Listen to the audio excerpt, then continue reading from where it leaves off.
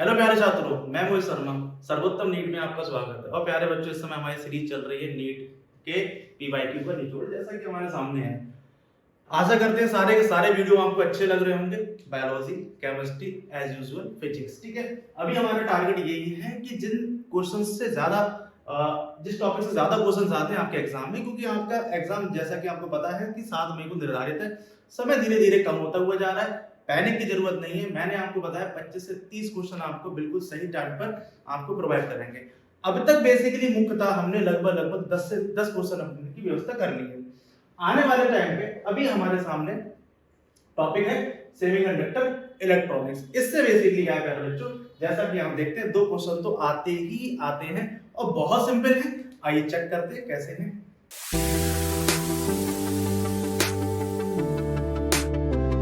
सो प्यारे बच्चों, semiconductor electronic जैसा कि आप जानते हो 2022 में इसके 2 क्वेश्चन आए, 2021 में भी 2 क्वेश्चन आए, 2020 में भी 2 क्वेश्चन आए, 2019 में जस्ट 1 क्वेश्चन आया, बाकी तो इसका मतलब महत्वपूर्ण कंडीशन क्या है कि भाई 2 क्वेश्चन तो आने, इसका मतलब 8 मार्क्स आपके कंपलसरी आने। और बहुत ज्यादा सिंपल है। पहली बात तो ध्यान से, यहां से ज्यादा आपको पहले पीएन जंक्शन के बारे में पता होना चाहिए कि पी क्या है और एन क्या है, ठीक है। पी टाइप और एन टाइप के बारे में पता है।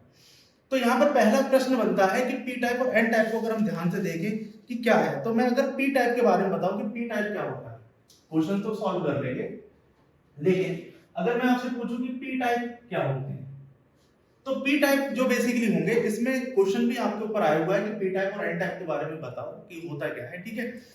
सो पी टाइप सेमीकंडक्टर वो होते हैं जहां पर आप ट्राइवैलेंट की बात करते हो, यानी कि आप एक ऐसे एटम की बात करते हो जिसके बाहरी कोश में 3 इलेक्ट्रॉन्स रहते हैं, ठीक है।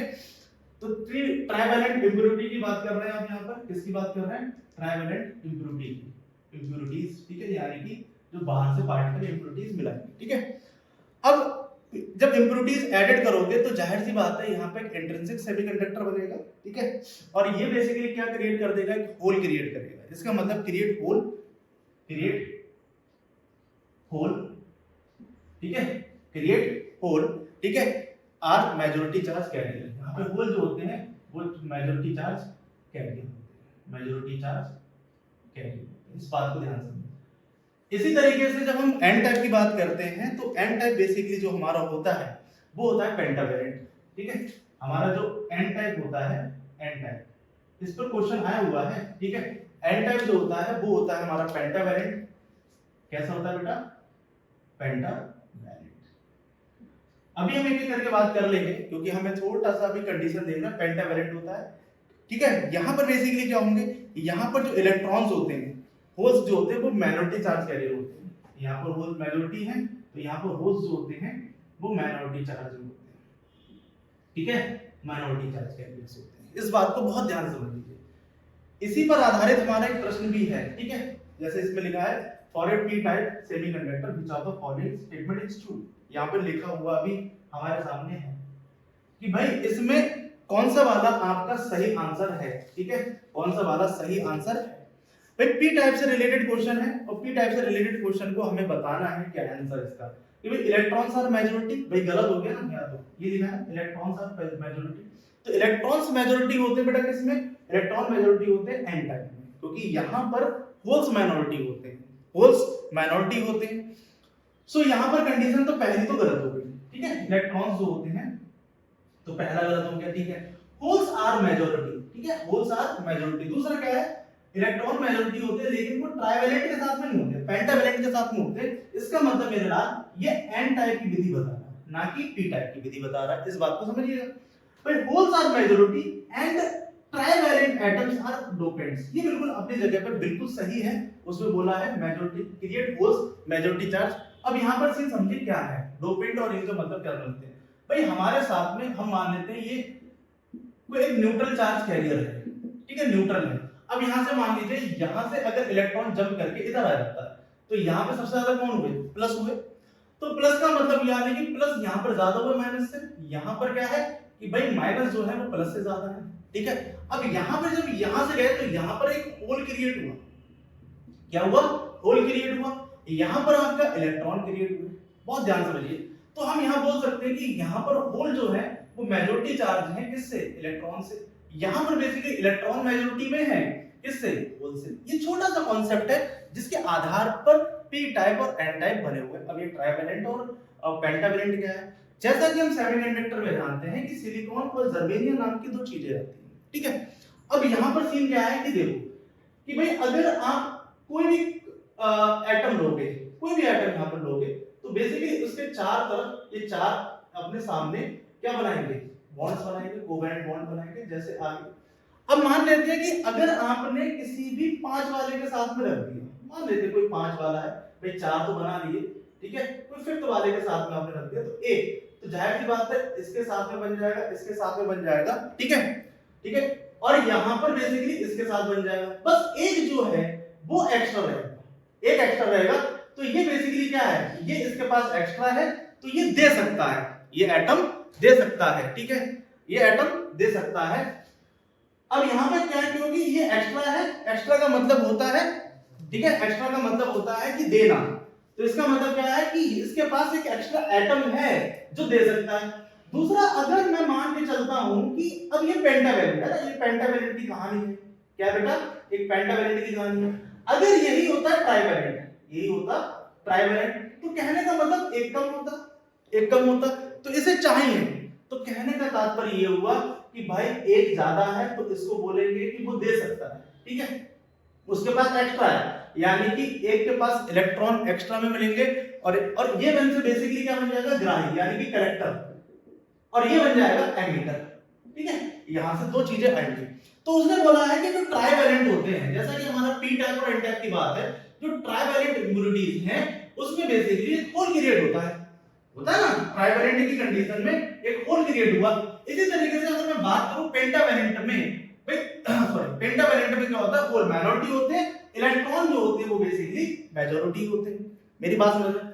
तो पेंटा का कंडीशन होगा एन टाइप में, यहां पर बेसिकली इलेक्ट्रॉन जो होंगे वो बेटा मेजॉरिटी में होंगे। इसी पर हमारे एग्जाम में प्रश्न आया हुआ है, तो बेटा इसका आंसर तो बी हो गया, सही है, इसका आंसर बी हो गया।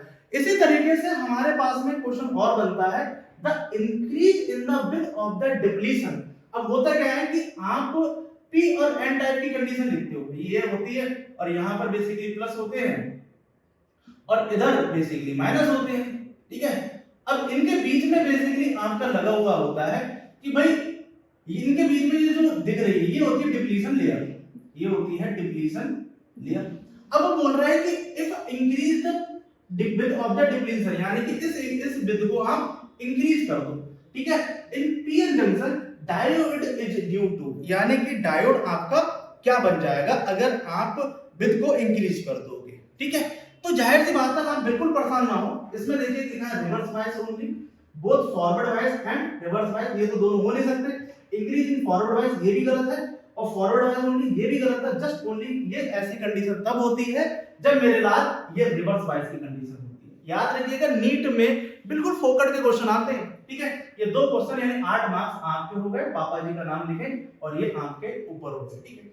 तो इसका मतलब इसका आंसर क्या हुआ, ठीक है, पीएन जंक्शन डायोड, क्योंकि ये डायोड हमारा बना होता है। बस आपको ये देखना है कि किस टाइम पर किस चीज से आप जोड़ रहे हो, ठीक है।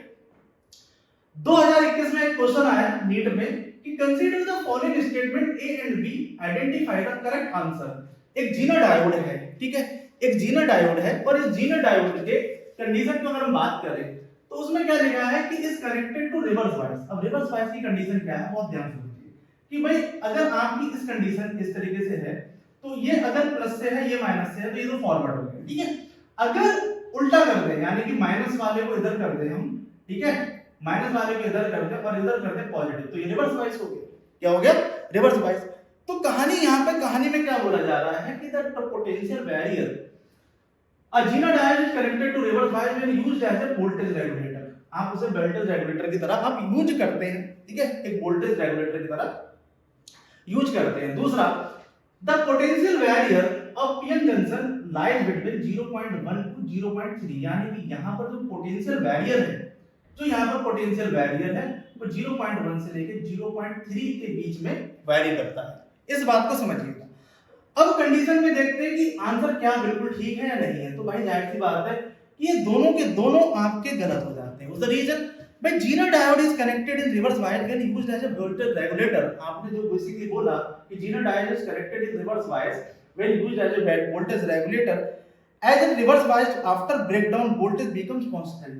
बेसिकली क्या होता है, वोल्टेज रेगुलेटर नहीं है, यहाँ पर वोल्टेज क्या हो जाता है, कांस्टेंट, तो इसीलिए ये स्टेटमेंट हो जाता है गलत। अब जो दूसरी कंडीशन है इसमें, दूसरी कंडीशन में अगर मैं बात करूं कि भाई यहाँ पर दूसरी कंडीशन क्या है कि पोटेंशियल इन्होंने बोला 0.1 से लेके 0.3, तो मैं आपको बताऊं कि यहाँ पर जो वैल्यू होता है वो 0.1 से लेके 0.3 नहीं 0.7 के बीच में होता है, 0.7 वोल्ट। तो ये वाला स्टेटमेंट भी गलत हुआ, that the answer is D. बिल्कुल फोकट का क्वेश्चन है, बिल्कुल सिंपल आंसर है, आराम से आप निकाल सकते हैं।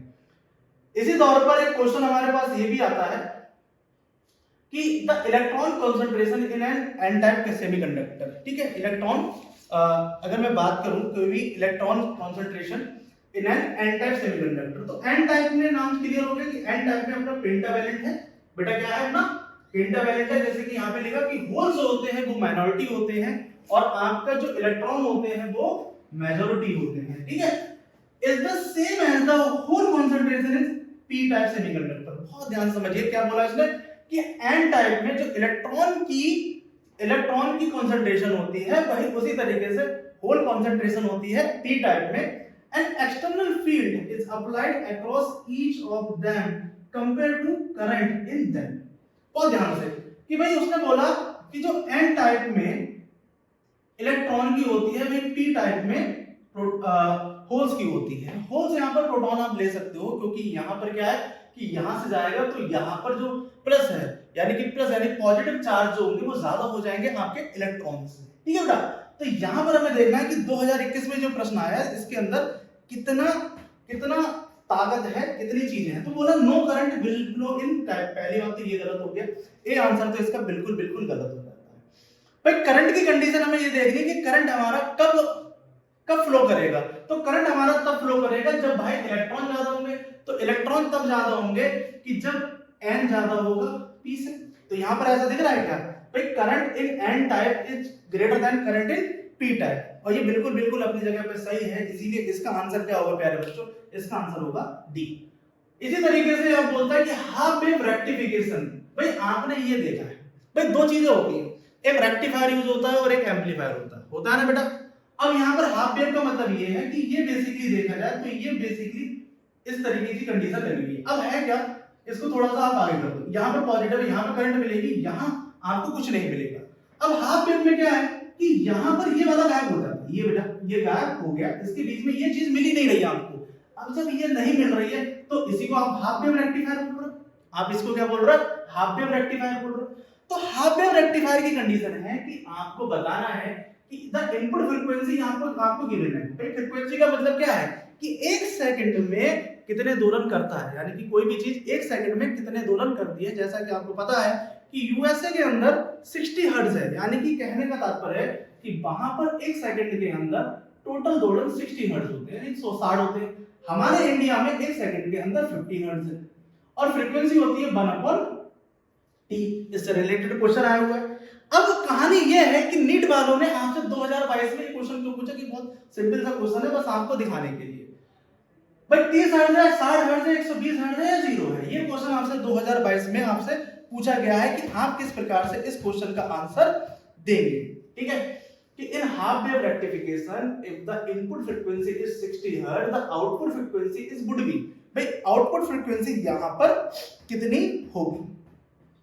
तो आउटपुट फ्रीक्वेंसी में आपको कोई दिक्कत ही नहीं है भाई, इनपुट अगर इतनी है तो आउटपुट भी कितनी होगी, 60 हर्ट्ज ही होगी ना। भाई आपको सोचिए कि आपने इनपुट दिया तो आउटपुट भी तो मिलेगी, तो आउटपुट भी आपको उतनी ही मिलेगी जितना आप इनपुट दोगे, ठीक है।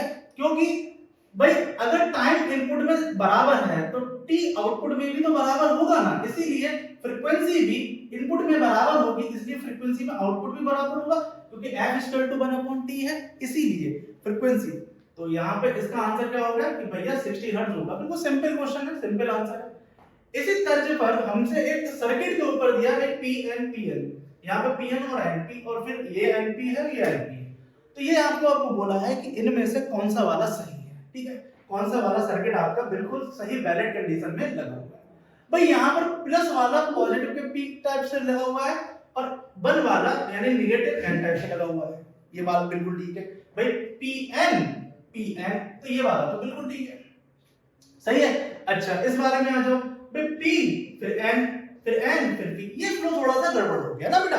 देखो यहाँ से N हो गया बिल्कुल ठीक है, अगर यहाँ से देखो P फिर N फिर P फिर N, तो ये भी सही है, ये फ्लो थोड़ा सा गड़बड़ हो गया। जैसे अपने सीरीज करते ना, सीरीज करते हैं फिर आपका पैरेलल करते हैं, तो इसका मतलब यहाँ पर चीजें हमारी कैसी है, ये वाला सीन जो है थोड़ा सा गड़बड़ है, ये वाला सीन हमारा बिल्कुल ठीक है, ये वाला ठीक है, क्योंकि देखिए यहाँ पर बस कुछ नहीं किया है, बस नजरों का खेल है मेरे लाल। ठीक है, देखो ये प्लस है तो प्लस वाला P के साथ में फिर N फिर P फिर N, यहाँ पे देखो ध्यान से, इसको उल्टा कर दो, प्लस वाला इधर के साथ फिर N फिर P फिर N है कंडीशन। तो इसका मतलब इसका आंसर बिल्कुल सिंपल सी बात है कि कौन सा है, both circuit 1 and 3 is correct. तो मेरे लाल ये रहे आपके सेमीकंडक्टर इलेक्ट्रॉनिक्स के ऊपर क्वेश्चन, जो कि 2 क्वेश्चन आपके आने ही आने हैं नीट के एग्जाम में। ठीक है, ये बहुत इंपॉर्टेंट है।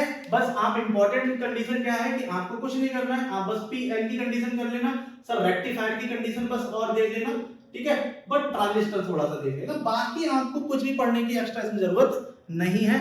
लॉजिक गेट से एक क्वेश्चन और 2 क्वेश्चन इससे 3 क्वेश्चन, तो अब तक का जो मटेरियल है वो लगभग 12 क्वेश्चनों का हो गया, यानी कि 24 नंबर तो आपके, और 12 चौक 48 यानी 48 नंबर तो आपके बन गए। ठीक है, वीडियो अच्छा लगा लाइक करें, सब्सक्राइब करें और शेयर करें, लेकिन सबसे इंपॉर्टेंट चीज ये है घर पर बैठ के पढ़ाई करें, क्योंकि बहुत जरूरी है, और पैनिक बिल्कुल भी ना हो। अभी बस आप उतना पढ़िए जितना आपके एग्जाम के लिए अच्छा है, जो चीजें आपसे हो रही है, एक्स्ट्रा पढ़ने की कोई भी चीज जरूरत नहीं है। ठीक है, तो अगला टॉपिक अगला देखते हैं कि जो सबसे ज्यादा वेटेज का होगा हम उसको कवर करेंगे। धन्यवाद।